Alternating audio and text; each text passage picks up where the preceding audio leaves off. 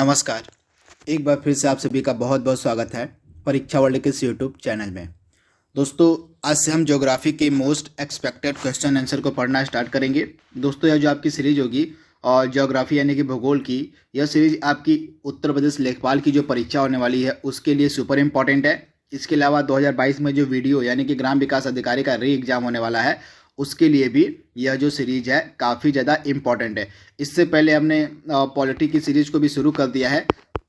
Polity का जो पहला वीडियो था उसको हमने ऑलरेडी अपलोड कर दिया है। उसमें हमने कुछ पहले वीडियो में बहुत सारे इंपॉर्टेंट प्रश्नों को डिस्कस किया है तथा आज हम यहाँ पे भूगोल के प्रश्नों को डिस्कस करेंगे। यह हमारा पहला वीडियो है। तो चलिए वीडियो को शुरू करते हैं और देख लेते हैं कि आज का हमारा यह जो पहला वीडियो है इसमें हमने कौन कौन से बेहतरीन भूगोल के प्रश्नों को सम्मिलित किया हुआ है। तो चलिए वीडियो को शुरू करते हैं। तो पहला प्रश्न काफ़ी अच्छा है। भारत का जो क्षेत्रफल है कुल 32,87,263 वर्ग किलोमीटर है। सबसे पहली चीज़ तो यही आपको याद रखनी पड़ेगी, एकदम एग्जैक्ट फिगर कि भारत का जो क्षेत्रफल है वह कितना है। तो 32,87,263 वर्ग किलोमीटर है भारत का कुल एरिया, कुल क्षेत्रफल। तो आपको बताना है कि भारत का यह जो क्षेत्रफल है पूरे विश्व के क्षेत्रफल का कितना प्रतिशत है।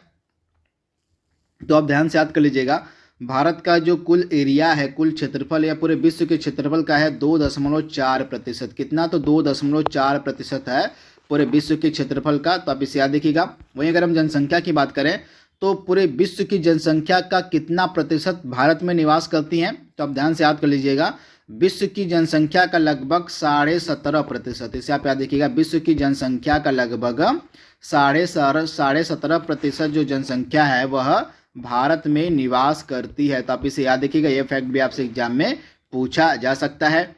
अगर कुल क्षेत्रफल की बात करें तो भारत का जो क्षेत्रफल है कुल विश्व के क्षेत्रफल का 2.4% है। और अगर हम कुल जनसंख्या की बात करें तो भारत में पूरे विश्व की जनसंख्या का 17.5% जो जनसंख्या है वह भारत में निवास करती है। तो ये फैक्ट भी आपको याद रखना है। जनसंख्या के मामले में चीन जो है पहले स्थान पे है और भारत का रैंक क्या है? भारत का रैंक है दूसरा। तो ये फैक्ट भी आपको याद रखना है, भूलना नहीं है। वहीं यहाँ पे हमने क्षेत्रफल की बात की थी।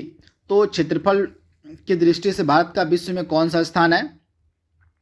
तो क्षेत्रफल की दृष्टि से भारत का विश्व में 7वां स्थान है। कौन सा? तो क्षेत्रफल के मामले में भारत विश्व में 7वां स्थान पे आता है। पहले स्थान पे कौन है?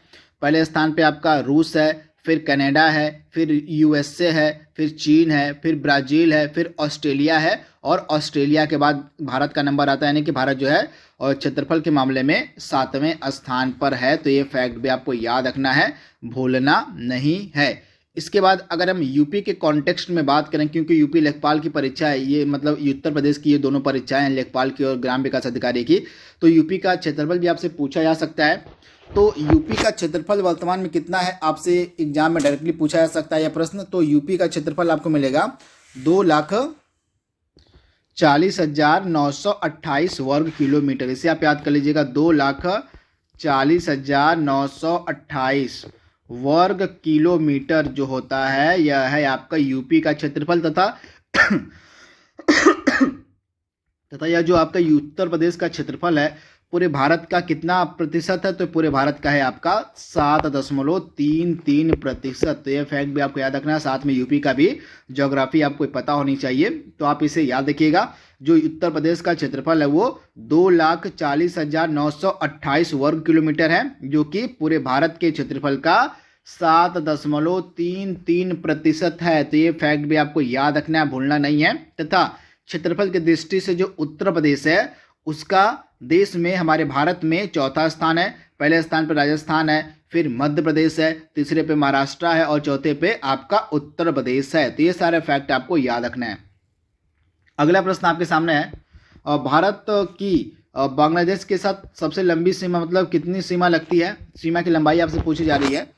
तो भारत की बांग्लादेश के साथ लगने वाली सीमा की लंबाई है टोटल कितनी? तो आपकी 4,096 किलोमीटर। आप ध्यान से याद कर लीजिएगा, 4,096 किलोमीटर की जो सीमा है वह भारत की लगती है बांग्लादेश के साथ। तो सबसे ज़्यादा, सबसे लंबी सीमा और साझा करने वाला देश भी है बांग्लादेश। तो आप इसे याद रखिएगा, 4,096 किलोमीटर। तो यह फैक्ट आपको याद रखना है। वर्तमान में कितने देशों की सीमाएं जो है लगती हैं? तो आप ध्यान से याद कर लीजिएगा, पश्चिम बंगाल की सीमा लगती है, इसके बाद पश्चिम बंगाल की जो सीमा है यह बांग्लादेश से सबसे ज़्यादा लगती है। इसके बाद आपका असम हो गया, मेघालय हो गया, त्रिपुरा हो गया, मिजोरम, टोटल 5 राज्य हैं जिनकी सीमाएं बांग्लादेश से लगती हैं। तो ये फैक्ट आपको याद रखना है। इसके बाद जम्मू कश्मीर का द्वार कहलाने वाला जो बनिहाल दर्रा है यह किसको जोड़ता है? तो आप ध्यान से याद कर लीजिएगा, जो बनिहाल दर्रा है यह जोड़ता है जम्मू को श्रीनगर से। किसको? तो जम्मू को श्रीनगर से जोड़ता है आपका बनिहाल दर्रा। इंपॉर्टेंट प्रश्न है। और दक्षिण भारत की जो सबसे सर्वोच्च चोटी है अनाई मुड़ी, आपको बताना है कि जो अनाई मुड़ी है कहाँ पर स्थित है? तो अनाई मुड़ी मिलेगी आपको अन्नामलाई पर्वत पर, तथा यह जो अनाई मुड़ी है साउथ इंडिया यानी कि दक्षिण भारत की सबसे ऊंची चोटी है। तो आप इसे याद रखिएगा। अगला प्रश्न आपके सामने है, विश्व का जो सबसे बड़ा नदी द्वीप है जिसका नाम माजुली नदी द्वीप है यह कहाँ पर स्थित है? तो असम में ब्रह्मपुत्र नदी पर। असम में ब्रह्मपुत्र नदी पर आपको मिलेगा विश्व का सबसे बड़ा नदी द्वीप जिसका नाम है माजुली। काफी ज्यादा इंपॉर्टेंट प्रश्न है। अगला है, अंतर्देशीय जलमार्ग प्राधिकरण की स्थापना 1986 में की गई थी। तो आपको बताना है कि जो अंतर्देशीय जलमार्ग प्राधिकरण है इसका मुख्यालय कहाँ पर है? तो अंतर्देशीय जलमार्ग प्राधिकरण का जो मुख्यालय है आपको मिलेगा नोएडा में। राइट आंसर आपका क्या हो जाएगा? नोएडा में आपको मिलेगा अंतर्देशीय जलमार्ग प्राधिकरण का मुख्यालय। तो यह फैक्ट आपको याद रखना है, भूलना नहीं है। तथा जो पहला भारत का राष्ट्रीय जलमार्ग था वो कौन सा था? तो जो आपका नेशनल वाटरवे है भारत का, यह पहला बना था इलाहाबाद से हल्दिया। इसे भी आप याद रखिएगा। जो नेशनल वाटरवे 1 है, नेशनल वाटरवे यानी कि राष्ट्रीय जलमार्ग 1 जो है यह कहाँ से कहाँ तक है? तो यह इलाहाबाद से लेकर हल्दिया तक है। यह टोटल 4 राज्यों को कवर करता है, उत्तर प्रदेश, बिहार, झारखंड और पश्चिम बंगाल। यानी कि उत्तर प्रदेश के इलाहाबाद से शुरू होकर यह पश्चिम बंगाल के हल्दिया तक है आपका नेशनल वाटरवे 1। तो आप इसे याद रखिएगा। इंपॉर्टेंट प्रश्न आपसे एग्जाम में यह भी डेफिनेटली पूछा जा सकता है। इसके बाद अगला प्रश्न आपके सामने है, और भारत जो है विश्व में जूट का सबसे बड़ा उत्पादक देश है। यानी कि जूट जो होता है इसका सबसे ज़्यादा उत्पादक देश कौन सा है? तो भारत है। तो आपको बताना है कि जूट का जो पहला कारखाना है यह कहाँ पर स्थापना की गई थी इसकी भारत में? तो 1855 ईस्वी में हुगली नदी के किनारे, आप ध्यान से याद कर लीजिएगा, 1855 ईस्वी में हुगली नदी के किनारे रिसरा नामक स्थान पर जो है प्रथम जूट कारखाना की स्थापना की गई थी। तो यह फैक्ट भी आपको याद रखना है। अगला प्रश्न आपके सामने है, एक प्रकार की यह प्रक्रिया है जिसमें पेरू जो है, पेरू के तट पर आपको मिलेगा। पेरू कहाँ का देश है? तो पेरू जो है आपका, तो पेरू आपका जो है यह दक्षिणी अमेरिका का एक देश है। दक्षिणी अमेरिका महाद्वीप जो आपका है, दक्षिणी अमेरिका महाद्वीप का एक देश है पेरू। तो पेरू का के तट पर, पेरू के पश्चिमी तट पर, यानी कि इसका जो वेस्टर्न तट है, पेरू के पश्चिमी तट पर दक्षिण पूर्व प्रशांत महासागर के जल का जो तापमान असामान्य रूप से बढ़ जाता है, तथा इस प्रशांत महासागर के जल का तापमान जो असामान्य रूप से बढ़ता है इसका जो प्रभाव है भारतीय मानसून पर नकारात्मक पड़ता है। तो आपको इस प्रक्रिया को नाम देना है कि इस प्रक्रिया का क्या नाम है। तो आप सिंपल सी बात याद रखिएगा, यह प्रक्रिया है एल नीनो प्रक्रिया। इस प्रक्रिया में होता क्या है? एल नीनो प्रक्रिया में जो पेरू के तट पर प्रशांत महासागर का जल होता है उसका जो तापमान है वह असामान्य रूप से बढ़ जाता है, तथा इसका जो प्रभाव होता है वह भारतीय मानसून पर नकारात्मक पड़ता है। यानी कि इस एल नीनो के चलते भारत में जो है अल्पवृष्टि होती है, यानी कि बहुत ही कम वर्षा देखने को मिलती है। तब इसे याद रखिएगा, भारतीय कृषि पर भी इसका बहुत गहरा प्रभाव पड़ता है। वहीं इसके विपरीत जो होता है आपका ला नीनो होता है, यह भारतीय मानसून पर अच्छा प्रभाव डालता है। इससे जो है काफ़ी अच्छी और वर्षा देखने को मिलती है। तो इसी के बारे में भी आपको याद रखना है। 2 होते हैं आपके, एल नीनो होता है जो कि नकारात्मक प्रभाव डालता है भारतीय मानसून पर, आपका जो ला नीनो होता है यह सकारात्मक प्रभाव डालता है भारतीय मानसून पर। तो आप इसे याद रखिएगा। और भारत में सबसे पहली जो मेट्रो रेल सेवा थी कब शुरू की गई थी? तो 1984 में शुरू की गई थी। भारत में पहली बार मेट्रो रेल सेवा कहाँ पर? तो कोलकाता मेट्रो जो थी यह भारत की पहली मेट्रो थी। तो यह फैक्ट आपको याद रखना है। और पृथ्वी के ध्रुव पर 90 डिग्री का कोण बनाने वाला तारा क्या कहलाता है? तो पृथ्वी के ध्रुव पर 90 डिग्री का कोण बनाने वाला जो तारा होता है उसको हम कहते हैं ध्रुव तारा। क्या कहते हैं? तो इसका नाम होता है आपका ध्रुव तारा। तो इसके बारे में आपको याद रखना है, आपसे एग्जाम में डेफिनेटली प्रश्न यहाँ से पूछा जा सकता है। तो अगला प्रश्न यहाँ पे हमारा, पृथ्वी पर जो सूर्य का प्रकाश होता है यह पहुंचने में कितना समय लेता है, तो 498 आप इसको कह लीजिए सेकेंड, या मिनट की अगर हम बात करें तो 8 मिनट 18 सेकेंड का लगभग समय लेता है पृथ्वी पर सूर्य का प्रकाश पहुंचने में। तो ये फैक्ट आपको याद रखना है। अगला प्रश्न आपके सामने है, वह ग्रह जो अन्य ग्रहों की अपेक्षा विपरीत दिशा में परिक्रमा करते हैं, यानी कि सभी ग्रह यानी कि मोस्ट ऑफ द प्लेनेट जो हैं वे पश्चिम से यानी कि वेस्ट से लेके पूर्व की तरफ गति करते हैं, लेकिन आपके जो कुछ ग्रह ऐसे हैं जो पूर्व से यानी कि पूर्व से पश्चिम की तरफ गति करते हैं। तो विपरीत दिशा में परिक्रमा करने वाले ग्रह कौन से हैं, तो आप ध्यान से याद कर लीजिएगा। विपरीत दिशा में परिक्रमा करने वाले 2 ग्रह हैं जिनका नाम है शुक्र और वरुण। तो इन दोनों के बारे में आपको याद रखना है। जो शुक्र व वरुण ग्रह है ये विपरीत दिशा में परिक्रमा करते हैं, तो इनके बारे में आपको याद रखना है कि ये पूर्व से पश्चिम की तरफ परिक्रमा करते हैं, तो इनका नाम है शुक्र व अरुण ग्रह। तो इनके बारे में आप याद रखिएगा, एग्जाम में डेफिनेटली आपसे प्रश्न पूछा जा सकता है। अगला प्रश्न आपके सामने है, वरुण ने यहाँ पे अरुण होगा, अरुण ग्रह, ये 2 ग्रह हैं जो आपके पूर्व से पश्चिम दिशा की ओर परिक्रमा करते हैं। और पृथ्वी की जुड़वा बहन और भोर का तथा सांझ का तारा हम किसे कहते हैं, तो पृथ्वी की जुड़वा बहन तथा भोर का तथा सांझ का तारा हम कहते हैं शुक्र ग्रह को। तो ऐसे आप याद रखिएगा, पृथ्वी का जुड़वा बहन तथा भोर और सांझ का तारा हम किसे कहते हैं, तो ये फैक्ट आपको याद रखना है, यह शुक्र ग्रह को कहा जाता है। तो इसे आप याद रखिएगा, इंपॉर्टेंट है। तथा आपका जो शुक्र ग्रह है यह सबसे चमकीला और सबसे गर्म ग्रह भी है, तो आप इसे याद रखिएगा। तथा पृथ्वी के सबसे नज़दीक का ग्रह भी आपका शुक्र ग्रह भी है, तो इसे आप याद रखिएगा। तथा इसका जो वायुमंडल है इसमें लगभग 90 से लेकर 95% तक आपको मिलेगी कार्बन डाइऑक्साइड, जिस कारण से यहाँ का जो तापमान होता है सारा सबसे गर्म होता है, तो इसे आप याद रखिएगा। अगला प्रश्न आपके सामने है, कौन सी नहर जो है प्रशांत महासागर को अटलांटिक महासागर से जोड़ती है, तो पनामा नहर इंपॉर्टेंट है। और इटली के सिसिली द्वीप में, इटली का जो सिसिली द्वीप है उसके उत्तर में स्थित एक सक्रिय ज्वालामुखी है जिसे हम भूमध्य सागर का प्रकाश स्तंभ भी कहते हैं, तो उस ज्वालामुखी का क्या नाम है, तो स्ट्राम्बोली ज्वालामुखी जो होता है यह आपको मिलेगा इटली के सिसिली द्वीप पर, तथा इसको हम स्ट्राम्बोली ज्वालामुखी को भूमध्य सागर का प्रकाश स्तंभ भी कहते हैं, तो इंपॉर्टेंट है। तथा स्ट्राम्बोली ज्वालामुखी आपका सक्रिय ज्वालामुखी है। ऊंचाई के साथ तापमान में कमी की जगह वृद्धि होने को क्या कहा जाता है, तो ऊंचाई के साथ तापमान में कमी की जगह अगर वृद्धि दर्ज की जाती तो उसको हम कहते हैं तापीय प्रतिलोमन या तापमान का व्युत्क्रमण, इसे भी आप याद रखिएगा। और वायुमंडल में उपस्थित जलवाष्प की मात्रा को क्या कहा जाता है, तो वायुमंडल में उपस्थित जलवाष्प की मात्रा को हम कहते हैं आर्द्रता यानी कि ह्यूमिडिटी। इसके बाद अगला प्रश्न आपके सामने है, और सहारा रेगिस्तान से भूमध्य सागर की ओर बहने वाली एक उष्म पवन है जिसे इटली में हम रुधिर या रक्त वर्षा कहते हैं, उस पवन का क्या नाम है, तो उस पवन का नाम है सिराको। सिराको जो आपकी पवन होती है आपकी सहारा रेगिस्तान से भूमध्य सागर की ओर बहती है, जो कि यह एक उष्म पवन है, तथा इसको हम इटली में रुधिर या रक्त वर्षा के नाम से भी जानते हैं सिराको को। तो यह फैक्ट भी आपको याद रखना है, सिराको को इटली में रुधिर या रक्त वर्षा के नाम से भी जाना जाता है।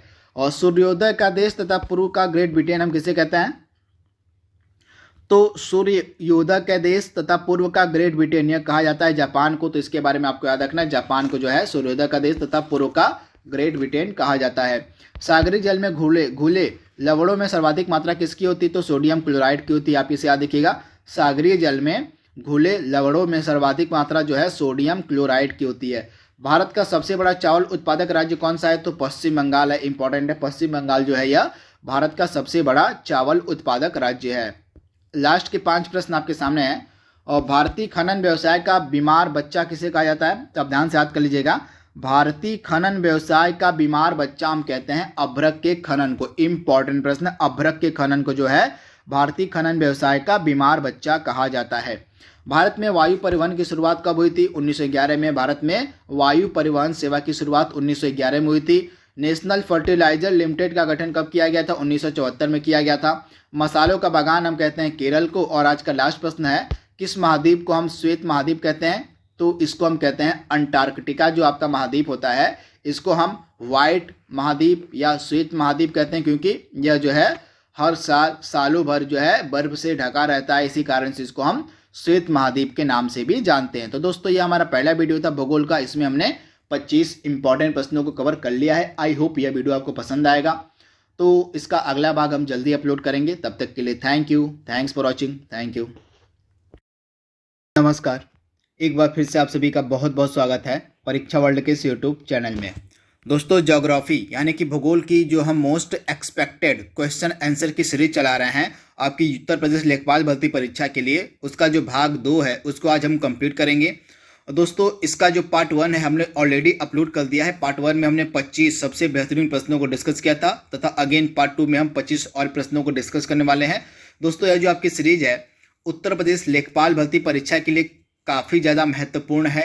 इसके साथ ही आपका ग्राम विकास अधिकारी यानी कि वीडियो का जो री एग्जाम होने वाला 2022 में, उसके लिए भी यह सीरीज सुपर इम्पॉर्टेंट है। तो इस सीरीज को आप डेली बेसिस पर फॉलो करते रहिएगा। भूगोल के अलावा हम पॉलिटी यानी कि भारतीय राज्य व्यवस्था की भी सीरीज को स्टार्ट किए हुए हैं, उसमें हमने अभी तक 2 वीडियोज़ को अपलोड कर दिया है।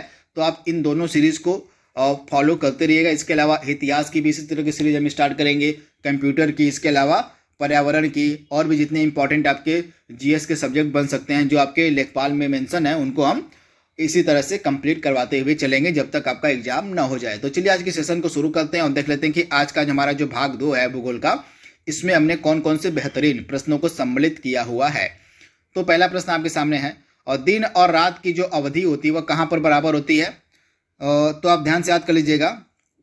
दिन और रात की अवधि जो होती है भूमध्य रेखा पर बराबर होती है जब सूर्य की किरणें सीधी पड़ती हैं। आप इसे याद देखिएगा, दिन और रात की अवधि बराबर होती है जब सूर्य की किरणें सीधी पड़ती हैं। कहाँ पर? तो भूमध्य रेखा पर। तो आप इसे याद देखिएगा, इंपॉर्टेंट प्रश्न है।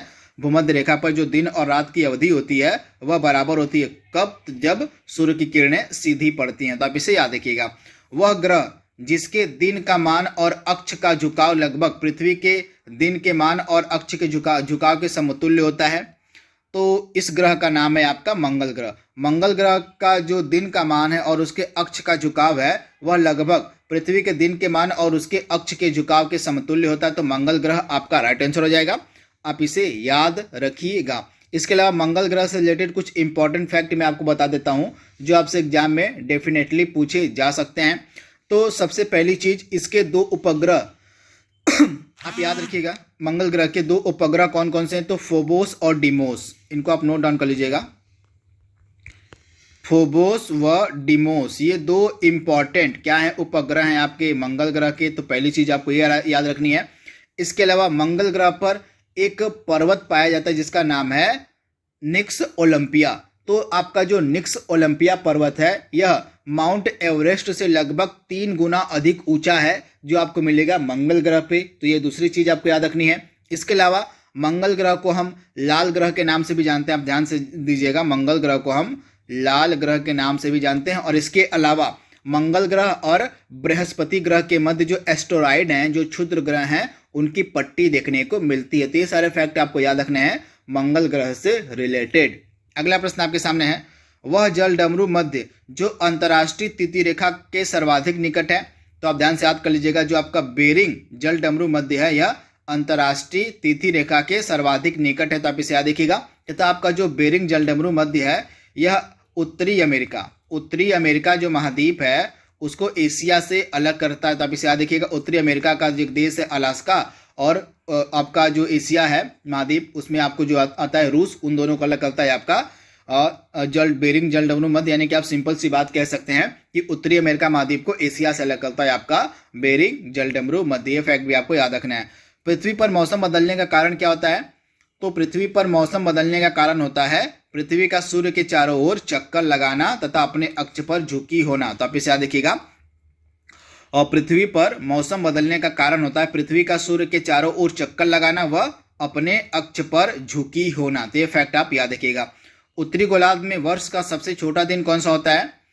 तो उत्तरी गोलार्ध में वर्ष का सबसे छोटा दिन होता है 22 दिसंबर। ये फैक्ट आप याद रखिएगा। जो उत्तरी गोलार्ध होता है इसमें वर्ष का यानी कि साल का सबसे छोटा दिन माना जाता है आपका 22 दिसंबर। तो ये फैक्ट आपको याद रखना है। बहुत बार एग्जाम में यह फैक्ट पूछा गया है तो इसके बारे में आपको याद रखना है, भूलना नहीं है। इसके बाद जो अगला प्रश्न आपके सामने है, वह अक्षांश जिस पर वार्षिक तापांतर न्यूनतम होता है। तो आप ध्यान से याद कर लीजिएगा। यह अक्षांश है आपका भूमध्य रेखा वाला, जहां पर जो वार्षिक तापांतर होता है, जो वार्षिक टेम्परेचर होता है वह बहुत ही न्यूनतम होता है। यानी कि तापांतर की बात यहाँ पे हो रही, तापांतर डिफरेंस की बात हो रही है, मतलब टेम्परेचर में डिफरेंस की बात हो रही है। तो जो वार्षिक तापांतर होता है वह न्यूनतम होता है भूमध्य रेखा पर, यानी कि लगभग एक समान तापमान आपको भूमध्य रेखा पर देखने को मिलता है। यहाँ पे बहुत ही कम परिवर्तन होते हैं तापमान में। तो आप इसे याद रखिएगा। ज्वालामुखी विस्फोट से निकलने वाली और गैसों में सर्वाधिक मात्रा किसकी होती है? तो आप ध्यान से याद कर लीजिएगा, जल वाष्प की जो मात्रा होती है वो सर्वाधिक होती है, जो कि आपके ज्वालामुखी विस्फोट से निकलते हैं। तो आप इसे याद रखिएगा। दक्षिण अमेरिका का चौड़ा वृक्ष रहित घास का मैदान क्या कहलाता है? तो दक्षिण अमेरिका का जो वृक्ष रहित घास का मैदान होता है उसको हम कहते हैं पंपास। क्या कहते हैं? तो पंपास जो है ये आपका दक्षिण अमेरिका का, साउथ अमेरिका का एक वृक्ष रहित घास का मैदान है। मोस्ट इंपॉर्टेंट, आप इसे नोट डाउन कर लीजिएगा। वह झील जो तंजानिया और युगांडा के बीच अंतर्राष्ट्रीय सीमा बनाती है, तो विक्टोरिया झील। आप ध्यान से याद कर लीजिएगा, जो विक्टोरिया झील है यह तंजानिया और युगांडा के मध्य क्या करती है? तो यह तंजानिया और युगांडा के मध्य जो है आपकी सीमा बनाती है। तो इंपॉर्टेंट फैक्ट है, आपसे एग्जाम में डेफिनेटली यहाँ से प्रश्न देखने को मिल सकता है। तो तब कुछ और फैक्ट मैं आपको बता देता हूँ विक्टोरिया झील से रिलेटेड, जो आपके एग्जाम में पूछे जा सकते हैं। यह मीठे पानी की दूसरी सबसे बड़ी झील है, इसे भी आप याद रखिएगा। मीठे पानी की दूसरी जो है सबसे बड़ी झील है आपकी तंजानिया और विक्टोरिया झील। और इसके अलावा जो आपकी विषुवत रेखा है वह इस झील से होकर गुजरती है, यानी कि जो विषुवत रेखा है वह विक्टोरिया झील से होकर गुजरती है। तो ये फैक्ट भी आपको याद रखना है। तुलबुल परियोजना का संबंध किससे है? तो झेलम नदी से संबंधित है आपकी तुलबुल परियोजना। तो आप याद रखिएगा, जो आपकी तुलबुल परियोजना है यह झेलम नदी से संबंधित है। तो इंपॉर्टेंट फैक्ट है, डायरेक्टली आपसे एग्जाम में पूछा जा सकता है।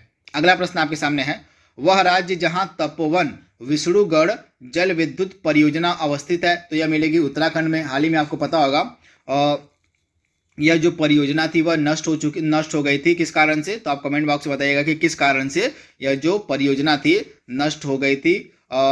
उस आपदा का आपको नाम बताना है जो उत्तराखंड में आई थी, जिस आपदा के कारण इस परियोजना पर गहरा प्रभाव पड़ा था। तो आप इसे कमेंट बॉक्स में बताइएगा। अगला है, उड़ीसा राज्य में स्थित जो हीराकुंड बांध है इसका संबंध किससे है? तो महानदी पर आपको मिलेगा हीराकुंड बांध। तो आप इसे याद देखिएगा, जो कि उड़ीसा में है। कपास की खेती के लिए सर्वाधिक उपयुक्त मिट्टी, जिसे हम स्वतः कृषि मिट्टी के नाम से भी जानते हैं, तो इस मिट्टी का नाम है काली मिट्टी, यानी कि जो आपकी ब्लैक सॉइल होती है जिसको हम रेगुर भी कहते हैं, यह कपास की खेती के लिए सबसे उपयुक्त मिट्टी मानी जाती है तथा इसे हम स्वतः कृषि मिट्टी के नाम से भी जानते हैं। सर्वाधिक वर्षा वाला स्थान मासीराम जो है भारत का, वह कहाँ पर है? तो मेघालय में आपको मिलेगा मासीराम नामक स्थान, जो भारत में सर्वाधिक वर्षा वाला स्थान है। वहीं अगर हम उत्तर प्रदेश की बात करें तो उत्तर प्रदेश में सर्वाधिक वर्षा कहाँ पर होती है? तो गोरखपुर में होती है। आप ध्यान से याद कर लीजिएगा, गोरखपुर में जो है उत्तर प्रदेश में सर्वाधिक वर्षा होती है। वहीं उत्तर प्रदेश में सबसे कम वर्षा वाला स्थान कौन सा है?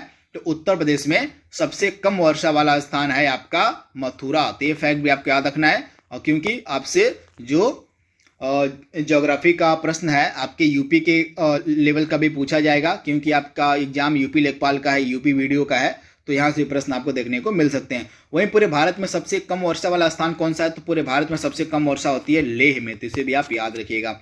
अगला प्रश्न आपके सामने है, शिव समुद्रम परियोजना कहाँ पर निर्मित है? तो कावेरी नदी पर आपको मिलेगी शिव समुद्रम परियोजना। तो आप इसे याद रखिएगा, इंपॉर्टेंट है।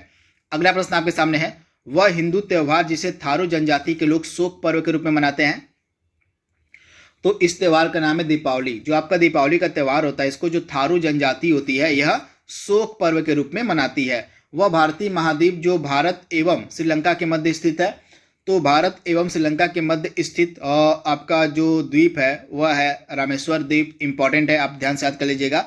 यहाँ पे महाद्वीप नहीं द्वीप होगा, तो रामेश्वर द्वीप जो है यह भारत और श्रीलंका के मध्य स्थित है। रोहतांग पास कहाँ पर है? तो हिमाचल प्रदेश में है। इंपॉर्टेंट है।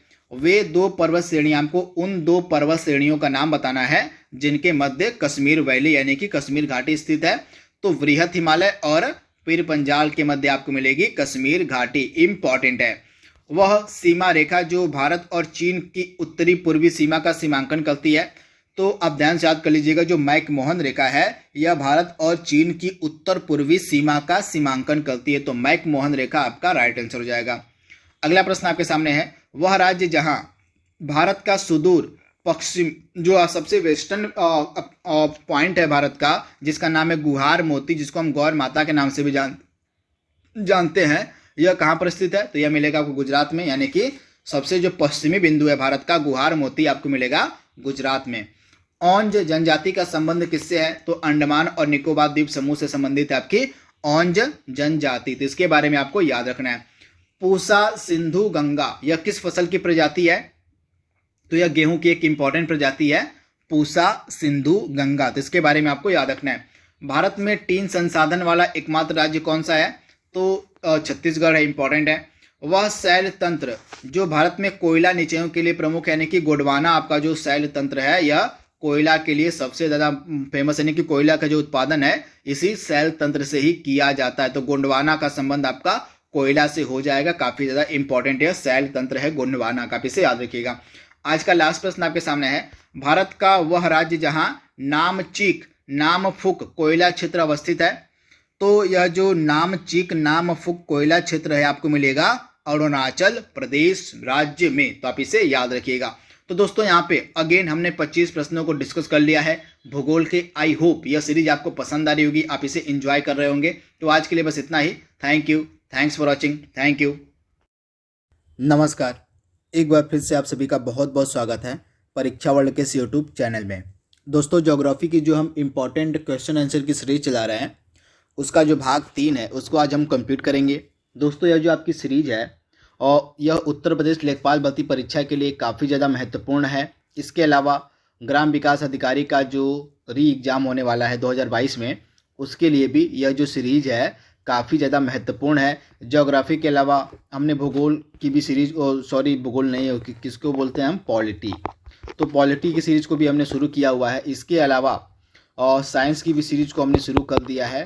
तो 3 इम्पॉर्टेंट जो आपके सब्जेक्ट हो सकते हैं, साइंस, पॉलिटी और भूगोल, इनके जो मोस्ट एक्सपेक्टेड क्वेश्चन आंसर बन सकते हैं उनकी सीरीज हमने शुरू कर दी है लगभग। और 3 वीडियो जो आपके पॉलिटी के हमने बना दिए हैं ऑलरेडी। आज 3 वीडियो कंप्लीट हो जाएंगे भूगोल के, और एक वीडियो हमने अभी तक बनाया है साइंस का, जिसमें हमने 50 बेहतरीन प्रश्नों को कवर किया हुआ है साइंस के। इसकी एक प्लेलिस्ट भी मैंने बना दी है, उसी प्लेलिस्ट में आपको ये सभी वीडियो मिल जाएंगे, ज्योग्राफी के, पॉलिटी के और साइंस के। इसके अलावा हिस्ट्री के जब हम स्टार्ट करेंगे उसके वीडियो आपको उसी मिल जाएंगे, इकोनॉमिक्स के भी वीडियो उसी प्लेलिस्ट में हम डाल देंगे। तो कम से कम उस प्लेलिस्ट को आप सिंपली फॉलो कर लीजिएगा। 25 नंबर की जो कंप्लीट तैयारी है आपकी उस प्लेलिस्ट से हो जाएगी। इसके अलावा और जो आपका ग्राम समाज एवं विकास की प्लेलिस्ट है उसको तो आप फॉलो करते रहेगा। उसमें हमने बहुत सारे इंपॉर्टेंट नए लेटेस्ट सिलेबस के अकॉर्डिंग और उस वीडियोज़ को मैंने उसमें सम्मिलित किया हुआ है। इसके अलावा ग्राम समाज एवं विकास का क्विज वाला तो जो सेक्शन है उसको तो आप कम से कम एक बार फॉलो जरूर कर लीजिएगा, क्योंकि उस क्विज वाले में लगभग मैंने 15 वीडियो अपलोड किए हुए हैं और उन 15 वीडियो में मैंने बहुत सारे इंपॉर्टेंट ग्राम समाज एवं विकास के प्रश्नों को सम्मिलित किया हुआ है। तो चलिए आज के सेशन को शुरू करते हैं। तो पहला प्रश्न आपके सामने है, भारत में सर्वाधिक और लंबी सीमा साझा करने वाला पड़ोसी देश कौन सा है? तो भारत में सर्वाधिक लंबी सीमा साझा करने वाला पड़ोसी देश है बांग्लादेश। तो आप इसे याद रखिएगा, जो बांग्लादेश है यह सबसे ज़्यादा भारत के साथ सीमा साझा करता है, लगभग 4096 किलोमीटर। कितना? तो 4096 किलोमीटर की जो सीमा है यह तय साझा करता है बांग्लादेश भारत के साथ। तो आप इसे याद रखिएगा। तथा कौन कौन से राज्य हैं जिनकी सीमाएं अब बांग्लादेश से टच होती हैं? जो टोटल 5 भारतीय राज्य हैं, टोटल 5 भारतीय राज्य हैं जिनकी सीमाएं बांग्लादेश से लगती हैं। सबसे बड़ी सीमा लगती है पश्चिम बंगाल की बांग्लादेश के साथ। उसके बाद आपका हो गया असम, हो गया, असम की सीमा लगती है, मेघालय, त्रिपुरा, मिजोरम, ये 5 राज्य हैं जिनकी सीमाएं बांग्लादेश से लगती हैं। तो इसके बारे में आपको याद रखना है। बांग्लादेश की राजधानी है ढाका। तो इसके बारे में भी आपको याद रखना है। भारत में चीनी का सर्वाधिक उत्पादन करने वाला राज्य कौन सा है? तो आप ध्यान से याद कर लीजिएगा। भारत में चीनी का जो सर्वाधिक उत्पादन करने वाला राज्य है वह उत्तर प्रदेश है। आप इसके बारे में याद रखिएगा। वैगनर के अनुसार पेंजिया का जो विभाजन था यह कब शुरू हुआ था? तो मैं आपको बताता हूँ पेंजिया था क्या। तो यहाँ पे आप पिक्चर देख रहे हैं, इस पिक्चर के माध्यम से आपको पूरी क्लियरिटी मिल जाएगी। तो पहले जो हमारी पृथ्वी थी और इस प्रकार से दिखती थी, हमारे जो महाद्वीप थे वे आपस में एक दूसरे से सटे हुए थे, इस प्रकार से ये महाद्वीप सटे हुए थे। इसी पूरे भाग को हम बोलते थे पेंजिया। क्या कहते हैं जिसको हम? पेंजिया। लेकिन कुछ करोड़ वर्ष पूर्व जो है इसमें एक घटना घटित होती है, जिस घटना के घटित होने के कारण जो है पेंजिया जो है अलग अलग भागों में विभाजित हो जाता है तथा इसको हम कहते हैं कॉन्टिनेंटल ड्रिफ्ट। तो उसी कॉन्टिनेंटल ड्रिफ्ट के कारण ही जो पेंजिया था वो अलग अलग महाद्वीपों में विभाजित हो गया। इधर नॉर्थ अमेरिका हो गया, साउथ अमेरिका हो गया, अफ्रीका हो गया, यूरेशिया हो गया, और इधर आपका एक और 2 महाद्वीप हो गए। तो इन अलग अलग महाद्वीपों में जो है पेंजिया आगे चलकर बढ़ जाता है। तो इसी को जो पृथ्वी का एकदम जो जो महाद्वीप थे जब एक में थे, एक में सटे हुए थे, उन्हीं को संपूर्ण भाग को हम क्या बोलते थे, पेंजिया। तो आप इसे याद रखिए, यानी कि ये वाला जो हिस्सा आपका है वह पेंजिया था। जब पेंजिया विभाजित हो गया तो इस प्रकार से हमारी पृथ्वी हो गई, अलग अलग महाद्वीप सब हो गए। तो आप इसे याद रखिएगा। तो इसी के बारे में प्रश्न यहाँ पे पूछा गया है। और वैगनर के अनुसार पेंजिया का विभाजन कब शुरू हुआ था? तो लगभग 20 करोड़ वर्ष पूर्व जो है वैगनर के अनुसार जो पेंजिया था उसका विभाजन शुरू हुआ था। तो इसे आप याद रखिएगा। विश्व में सर्वाधिक ऊंचाई पर स्थित झील कौन सी है? तो आप ध्यान से याद कर लीजिएगा। जो विश्व में सबसे अधिक ऊंचाई पर स्थित झील है इसका क्या नाम है? तो इस झील का नाम आपको याद रखना है। इस झील का नाम है टीटीकाका झील। तो आपकी जो टीटीकाका झील है यह विश्व में सबसे अधिक ऊंचाई पर स्थित झील है। तो इसके बारे में आपको याद रखना है। तथा यह कहाँ पर मिलेगी? तो यह पेरू और बोलिविया मिलेगी। 2 देश हैं, पेरू और बोलिविया। पेरू और बोलिविया में आपको मिलेगी यह टीटीकाका झील। तो आप इसे याद रखिएगा। प्लेट विवर्तनिकी सिद्धांत के अनुसार बड़ी बड़ी प्लेट जिनसे धरती की भू प्रॉपर्टी यानी कि जो क्रस्ट बनी है वो उनकी संख्या कितनी है? तो कुल प्लेटों की संख्या है 7। आप इसे याद रखिएगा। इन 7 प्लेटों से मिलकर जो पृथ्वी है उसकी भू प्रॉपर्टी बनी हुई है। तो आप इसे याद रखिएगा, इंपॉर्टेंट है। अगला प्रश्न आपके सामने है। भारतीय राज्य जिसमें पश्चिमी विक्षोभ से शीतकालीन वर्षा होती है, तो वेस्टर्न डिस्टर्बेंस जो होता है जिसके कारण जो जाड़े में वर्षा देखने को मिलती है तो वो होती है पंजाब में। आप इसे याद रखिएगा। अफ्रीका महाद्वीप की वह नदी जो मकर रेखा को 2 बार काटती है। इंपॉर्टेंट प्रश्न है, बहुत बार एग्जाम में पूछा गया कि आपको बताना है कि अफ्रीका महाद्वीप की वह कौन सी नदी है जो 2 बार यानी कि 2 टाइम्स आपको मकर रेखा को काटती है। तो इसका राइट आंसर आपका क्या हो जाएगा? लिम्पोपो नदी। आपकी जो लिम्पोपो नदी है यह मकर रेखा को 2 बार काटती है। तो इसके बारे में आपको याद रखना है। इसके अलावा अफ्रीका महाद्वीप की एक और नदी का नाम आपको याद रखना है, कांगो नदी, जिसको हम जायरे नदी के नाम से भी जानते हैं। कांगो नदी को हम जायरे नदी के नाम से भी जानते हैं। तो यह जो जायरे नदी है या कांगो नदी है यह नदी विषुवत रेखा को 2 बार काटती है। तो इसके बारे में भी आपको याद रखना है। जो कांगो या जायरे नदी है यह विषुवत रेखा को 2 बार काटती है और जाकर अटलांटिक महासागर में गिर जाती है। उसके अलावा अफ्रीका महाद्वीप की जो एक और नदी थी हमने जिसके बारे में बात की थी, लिम्पोपो नदी। यह जो लिम्पोपो नदी है यह मकर रेखा को 2 बार काटती है। तो इसके बारे में आपको याद रखना है। अगला प्रश्न आपके सामने है। जियोग्राफी शब्द का सर्वप्रथम प्रयोग किसने किया था? तो इरेस्टोस्थेनीज ने जो है सर्वप्रथम बार जियोग्राफी शब्द का प्रयोग किया था। तो काफी इंपॉर्टेंट प्रश्न है। यहाँ पे कुछ झीलों के नाम आपके सामने दिए गए हैं। हुसैन सागर, उस्मान सागर, हिमायत सागर, दुर्गम चरेऊ। तो ये इम्पॉर्टेंट जो झीलें हैं ये कहाँ पर मिलेंगी? तो ये इम्पॉर्टेंट झीलें आपको मिलेंगी तेलंगाना राज्य में। तो इनके बारे में आपको याद रखना है। तेलंगाना में आपको मिलेंगी हुसैन सागर, उस्मान सागर, हिमायत सागर, दुर्गम चरेऊ नामक झीलें। तो इनके बारे में आप याद रखिएगा। भारत में सर्वाधिक वर्षा किस मानसून से होती है? तो आप ध्यान से याद कर लीजिएगा। भारत में जो सर्वाधिक वर्षा है वह दक्षिण पश्चिम मानसून से देखने को मिलती है। तो मोस्ट इंपॉर्टेंट प्रश्न है, डेफिनेटली आपसे एग्जाम में प्रश्न पूछा जा सकता है। अगला प्रश्न आपके सामने है। उत्तरी सागर से बाल्टिक सागर को जोड़ने वाली नहर कौन सी है? तो आप ध्यान से याद कर लीजिएगा। उत्तरी सागर से बाल्टिक सागर को जोड़ने वाली नहर का नाम आपका है कील नहर। तो आप इसे याद रखिएगा। जो आपकी कील नहर है यह उत्तरी सागर से बाल्टिक सागर को जोड़ती है। तो कील नहर आपका राइट आंसर हो जाएगा। भागीरथी और अलकनंदा नदी का मिलन स्थान कहाँ पर है? तो भागीरथी और अलकनंदा नदी का मिलन स्थान होता है देवप्रयाग में। तब इसे याद रखिएगा। देवप्रयाग में जो है भागीरथी और अलकनंदा नदियाँ मिल जाती हैं आपस में। तो इनके बारे में आपको याद रखना है।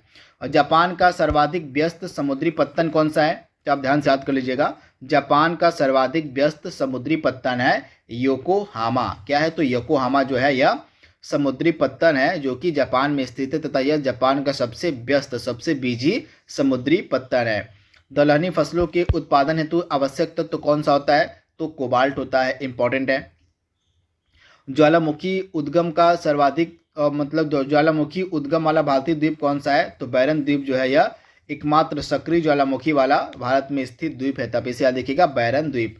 खारदुंगला पास आपको कहाँ पर मिलेगा? तो आपका जो खारदुंगला पास है आपको मिलेगा लद्दाख में। इंपॉर्टेंट है। खारदुंगला पास जो है आपको मिलेगा लद्दाख में। लद्दाख वर्तमान में क्या है? तो हमारा यूनियन टेरिटरी है। तो इसके बारे में भी आपको याद रखना है। अगला प्रश्न आपके सामने है। मानसून शब्द की जो उत्पत्ति है यह अरबी भाषा के किस शब्द से हुई है? तो आप ध्यान से याद कर लीजिएगा, मानसून शब्द की जो उत्पत्ति है यह अरबी भाषा के मौसम शब्द से हुई है। किस शब्द से? तो मौसम शब्द से। साइनाइट, शिस्ट और संगमरमर ये किसके उदाहरण हैं? तो ये सभी आपके रूपांतरित शैल के उदाहरण हैं। आप इसे याद रखिएगा, साइनाइट, शिस्ट व संगमरमर ये सभी आपके रूपांतरित शैल के एग्जाम्पल हैं, उदाहरण हैं। तो इनके बारे में आप याद रखिएगा। हिमालय का निर्माण कहाँ पर प्रारंभ हुआ था, मतलब कब प्रारंभ हुआ था? तो हिमालय का जो निर्माण था यह लगभग 4 करोड़ वर्ष पूर्व प्रारंभ हुआ था। तो इसके बारे में आपको याद रखना है। तथा हिमालय की सबसे ऊंची चोटी का क्या नाम है? Mount Everest. माउंट एवरेस्ट जो है यह हिमालय की सबसे ऊंची चोटी है। अहमदाबाद जो शहर है यह किस नदी के तट पर स्थित है? तो आप ध्यान से याद कर लीजिएगा, अहमदाबाद आपको मिलेगा साबर नदी के तट पर। इंपॉर्टेंट प्रश्न है। अगला प्रश्न आपके सामने है, आपको उस झील का नाम बताना है जो 0 डिग्री देशांतर रेखा, मतलब जहाँ से 0 डिग्री देशांतर रेखा गुजरती है। तो जो 0 डिग्री देशांतर रेखा जो होती है आपकी वोल्टा झील, यानी जो घाना में स्थित है आपकी वोल्टा झील, यहीं से आपकी 0 डिग्री देशांतर रेखा गुजरती है। तो इंपॉर्टेंट प्रश्न है, आप इसे नोट डाउन कर लीजिएगा। आपके लास्ट प्रश्न है यहाँ पे 3, और संयुक्त राष्ट्र अमेरिका की जो राजधानी है आपकी वॉशिंगटन डीसी, यह किस नदी के तट पर स्थित है? तो आप ध्यान से याद कर लीजिएगा, पोटोमैक जो नदी है इसी के तट पर आपको मिलेगी वॉशिंगटन डीसी, जो कि संयुक्त राष्ट्र अमेरिका की राजधानी है। तो इंपॉर्टेंट है, आपसे एग्जाम में डेफिनेटली प्रश्न यहाँ से पूछा जा सकता है। और विश्व का सबसे बड़ा ग्लेशियर कौन सा है? तो लैम्बर्ट है विश्व का सबसे बड़ा ग्लेशियर, ये आपको मिलेगा अंटार्कटिका महाद्वीप में। तो आप इसे याद रखिएगा। वहीं भारत का सबसे बड़ा ग्लेशियर कौन सा है? तो सियाचिन जो ग्लेशियर है यह भारत का सबसे बड़ा ग्लेशियर है, तथा यह सबसे ऊंचाई पर स्थित युद्ध का मैदान भी है भारत का। तो आप इसे याद रखिएगा। आज का लास्ट प्रश्न आपके सामने है, प्रशांत महासागर के किनारों को सक्रिय ज्वालामुखी का क्षेत्र होने के कारण क्या कहा जाता है? यानी कि आप ध्यान से याद कर लीजिएगा, जो प्रशांत महासागर, या मान लीजिए प्रशांत महासागर है, और यह प्रशांत महासागर की जो किनारे वाली पट्टी होती है, यहाँ पर सबसे अधिक जो है सक्रिय ज्वालामुखी पाए जाते हैं, यानी कि एक्टिव वोल्केनो पाए जाते हैं। तो यह जो आपकी किनारे वाली सक्रिय ज्वालामुखी की पट्टी है, इसको हम बोलते हैं रिंग ऑफ फायर, यानी कि यहाँ पे सबसे ज़्यादा जो है ज्वालामुखी होते हैं उनका उद्गम होता है। इसके अलावा सबसे अधिक भूकंप जो होते हैं इन्हीं एरियाज में आते हैं, जो रिंग ऑफ फायर वाला एरियाज होता है, यहीं पे सबसे ज़्यादा भूकंप भी देखने को मिलते हैं। तो आप इसे याद रखिएगा, रिंग ऑफ फायर या अग्नि वलय के नाम से इनको हम जानते हैं। तो दोस्तों, इस तरह से आज हमने 25 और इम्पॉर्टेंट ज्योग्राफी के प्रश्नों को कवर कर लिया है।